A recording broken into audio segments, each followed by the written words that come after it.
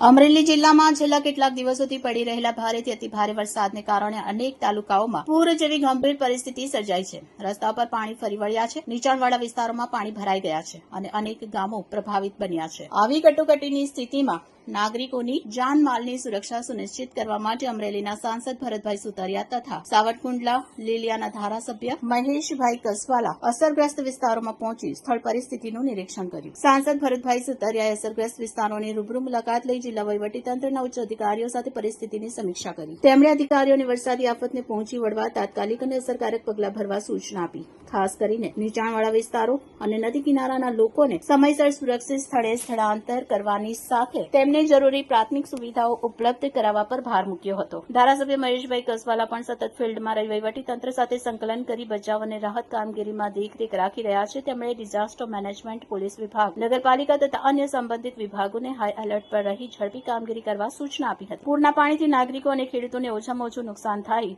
તે માટે સતત મોનિટરિંગ કરવામાં આવી રહ્યું છે। બંને જનપ્રતિનિધિઓએ સંયુક્ત અપીલ કરતા જણાવ્યું કે નાગરિકોએ નદી, નાળા અને અન્ય જોખમી સ્થળોથી દૂર રહેવું તેમજ વહીવટીતંત્ર દ્વારા આપવામાં આવતી સૂચનાઓનું ચુસ્તપણે પાલન કરવું। વહીવટીતંત્ર દ્વારા બચાવ અને રાહત કામગીરી યુદ્ધના ધોરણે ચાલુ રાખવામાં આવી રહી છે અને પરિસ્થિતિ પર સતત નજર રાખવામાં આવી રહી છે। બ્યુરો ચીફ નિલેશ ભરવાડ, આઝાદ મીડિયા લાઈવ, જાફરાબાદ। આજે જે નાવલીની અંદર પાણી આવ્યું, કાલે આવ્યું હતું, પરમ દિવસે પણ આવ્યું હતું।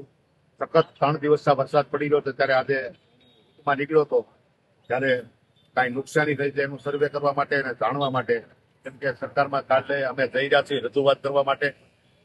તો સલાળાથી લઈ સવારથી આંબા, જાફરાબાદ, રાજુલા અને અત્યારે સાવરકુંડલા પહોંચ્યો હતો ત્યારે આ સ્થિતિ જોઈ અને નગરપાલિકાની ટીમ અહીંયા સખત માથે રહેશે મશીનગીરી સાથે નગરપાલિકાની ટીમને પણ આભાર માનવો જોઈએ, કેમ કે આવા વરસાદની અંદર પણ એ સખત પાણીની અંદર હતા। કાલે ધારાસભ્ય અમારા હતા, અમારી ટીમ ભાજપની આખી ચૂંટાયેલી પાંખ તમામ હાજર હતા અને કોઈને મુસીબત ન પડવા દીધી। એટલે આ બધી વાત લઈ અને કાલ સરકારમાં અમે રજૂઆત કરવા